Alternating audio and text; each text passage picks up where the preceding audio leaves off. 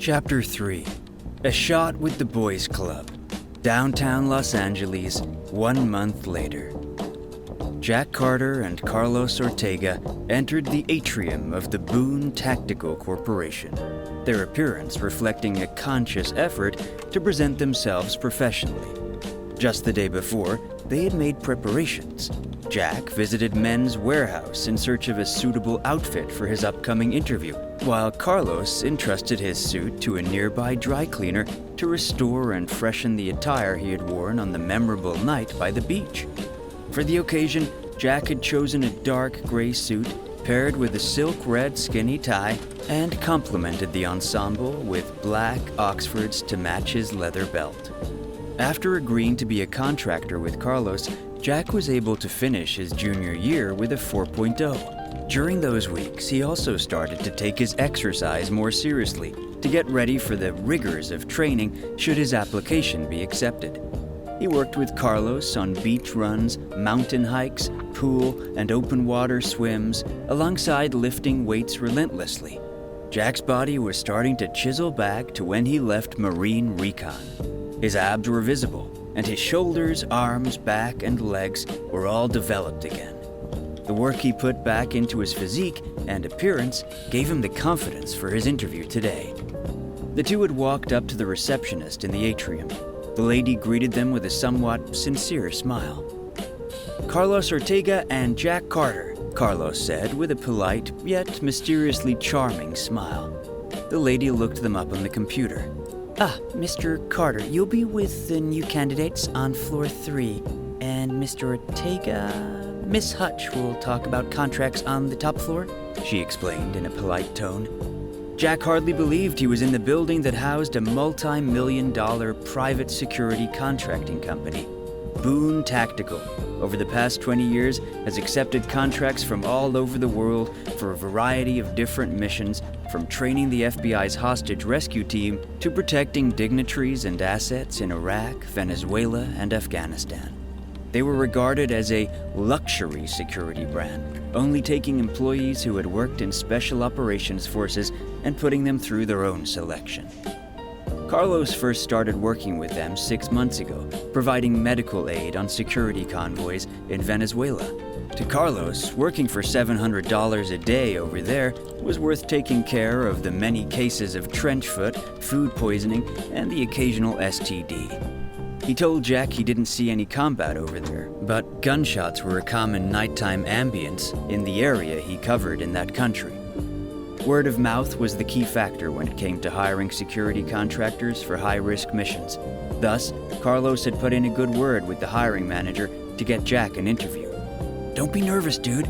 You already got this in the bag," Carlos said while they were in the elevator, noticing Jack's intense stoicism on his face and raising his arm to rest on Jack's shoulders. Jack started to lighten up. "I'm good. I appreciate what you did to get me here." He started to smile as he pat Carlos's back in return before he got out of the elevator on floor 3. "Good luck. I'll see if we can get something cool together," Carlos exclaimed before the elevator doors shut. Jack went to the waiting room outside the hiring manager's office. He made sure, through his iPhone, that the manager got his resume, then put it back in his pocket and waited. He stared straight ahead as he prepared for every scenario that went through his head. The hiring manager, right on time, came out of the office to greet Jack. He was a heavy-built but trim man with a black Hugo Boss suit and a red power tie, coupled with black Burberry shoes with a glossy polish. Despite his professional attire, his shaggy hair was combed back with Oakleys resting on the top of his head with a lumberjack beard. Jack noticed he had a miniature seal trident pin on his lapel. "Mr. Carter," he said in a deep voice with a southern accent.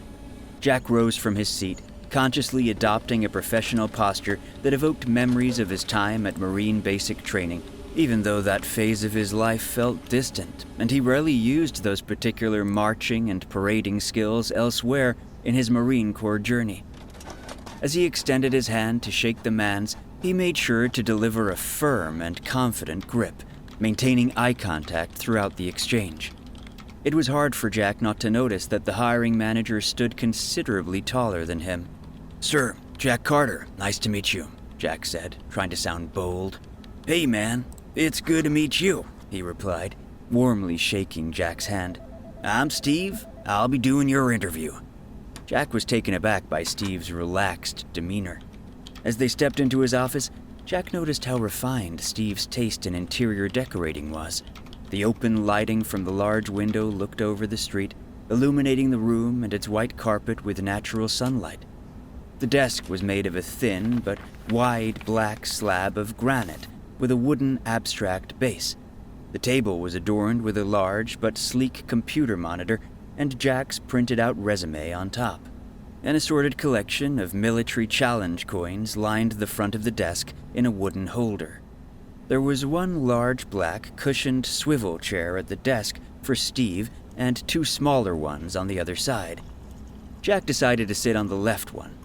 As he sat down, he noticed the minibar with a myriad of different whiskeys from all around the world in the right corner of the room. The walls to the left and right beside him were dark brown wood with a reddish tint. Hanging on them were exquisite Arabic rugs, European portraits, and African artifacts. All right, so remind me again, who was it that recommended you? Steve said. It was Carlos Ortega, Jack said, slightly alarmed that Steve already forgot. Ah, yeah, the SARC. Good guy, that dude. I was his team leader in Venezuela. Steve quietly laughed at himself. So, I took a look at your stuff. Devil dog, I gotta say, it's quite impressive. Ranger school, my guy. That's pretty good for a Marine. Jack took the backhanded compliment with a quiet laugh. My problem is recon, though. I'm not seeing any combat experience, Steve said.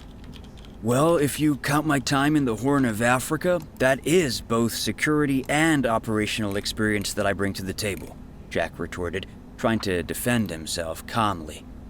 Jack noticed on the desk the collection of challenge coins, eyeing one that said DEVGRU. Jack thought it wouldn't be a great idea for him to be too confrontational with a guy like that. Fair enough, Steve started to lean back in his chair. Listen, dude, I like looking out for little guys like you Marines, so I'll put you through the course. You'll be working for a spot with Rangers, SEALs, Delta Boys, and a bunch of other people who have combat experience and a lot more years under their belt than you do. But if you make it in the top 25%, we'll give you a contract. How's that sound? It was a gamble, but Jack had nothing to lose. He understood the challenge before him. After 2 years of being out of the Marines, his tactical experience was rusty at best. Yet he was still a Marine, a Recon Marine at that, and it wasn't in his blood to back down from a challenge like this.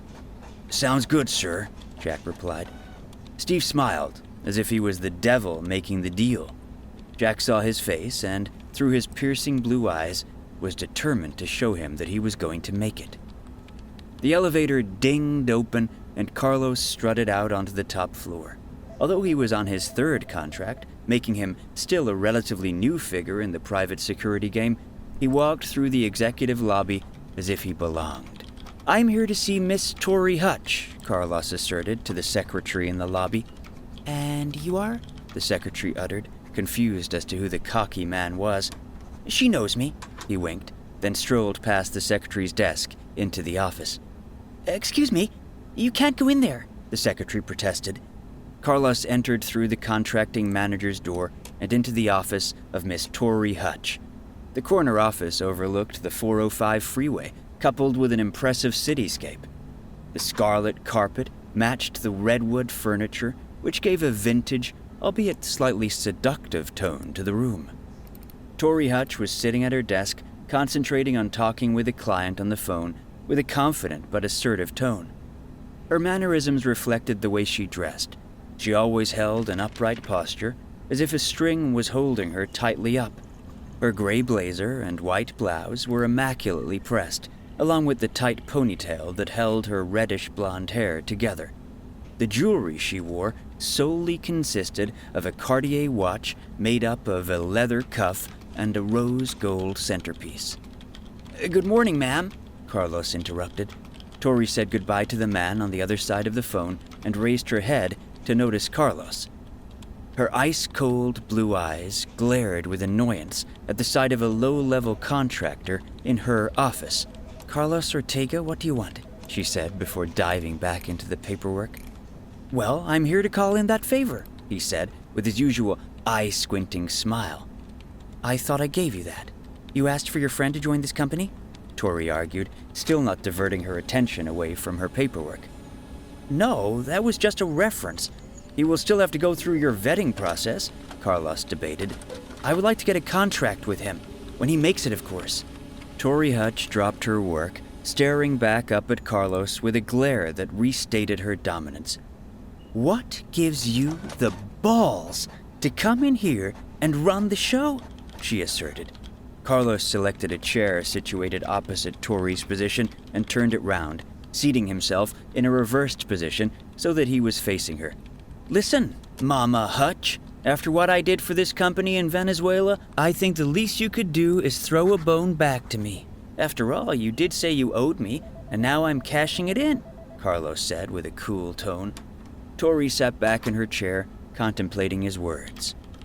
"Well, Mr. Ortega, do you like the Philippines?" she asked. "There we go," Carlos exclaimed. "Mai Tais and beaches? That's what I'm talking about." Tori feigned a smile and batted her eyelashes. She looked down at the files on her desk, combing through the different requests for security contracts around the world. As soon as she reached the last one, she smiled. "Well, we got a request from an archaeology company called Westpac. They're doing some high-risk digging on the island of Mindanao." Carlos's eyes beamed with excitement. "What could I do without you?" he asked rhetorically. "Probably be in a city ambulance getting paid minimum wage," she stoically joked. "Now get out of my office."